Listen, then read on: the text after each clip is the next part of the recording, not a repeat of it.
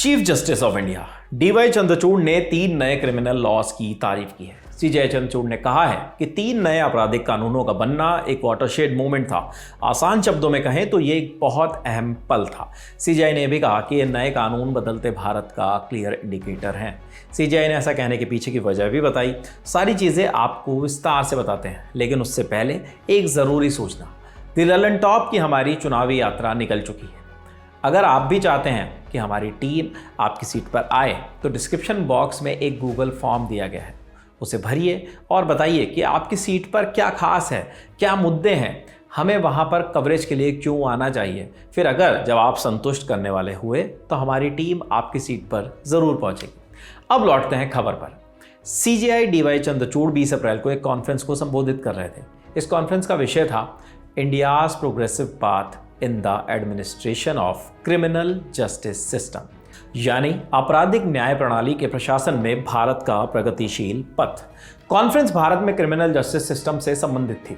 CJI ने conference संबोधित करते हुए क्या कुछ कहा, आप सुनिए। With the enactment of these 3 parliamentary legislations, India is set for a significant overhaul of its criminal justice system. The Bharatiya Nyaya Samhita, the Bharatiya Nagrik Suraksha Samhita, and the Bharatiya Sakshya Adhiniyam will, as we all know, replace the Indian Penal Code of 1860, the Code of Criminal Procedure of 1973, of course, which was preceded by the CRPC of 1898, and the Indian Evidence Act of 1872. These laws, in a sense, are a watershed moment for our society, because no law affects the day-to-day conduct of our society like the criminal law. Criminal law directs the moral arc of a nation and has the ability of depriving people of their cherished liberties as well. आगे CJI Chandrachud ने इन कानूनों की सराहना करने के कारण को और भी स्पष्ट तरीके से समझाया। सीजेआई ने कहा कि क्रिमिनल के पिछले कानून बहुत पुराने हो चुके थे। ऐसे में आज की समस्याओं को देखते हुए नए कानून जरूरी हो गए थे। The one thing which was the striking aspect of our triad of criminal laws was their age, 1860, 1872, and even 1973. And I think the enactment of these laws by Parliament is a clear indicator that India is changing, India is on the move, and that India needs new legal instruments to deal with current challenges and the challenges which we envisage for the future of our society.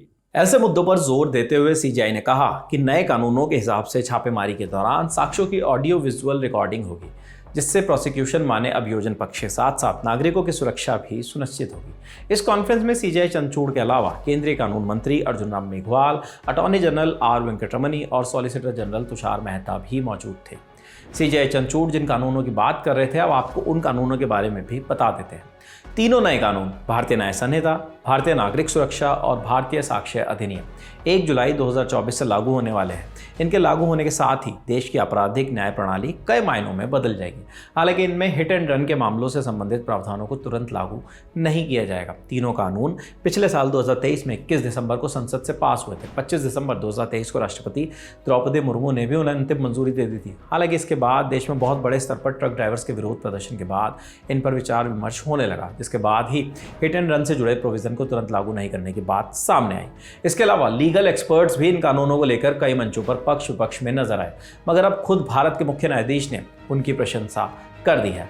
आपकी इस खबर पर क्या राय है, comment box में हमें जरूर बताइए। इस स्टोरी के लिए तमाम जानकारी जुटाई थी हमारे साथी शेख नावेद ने।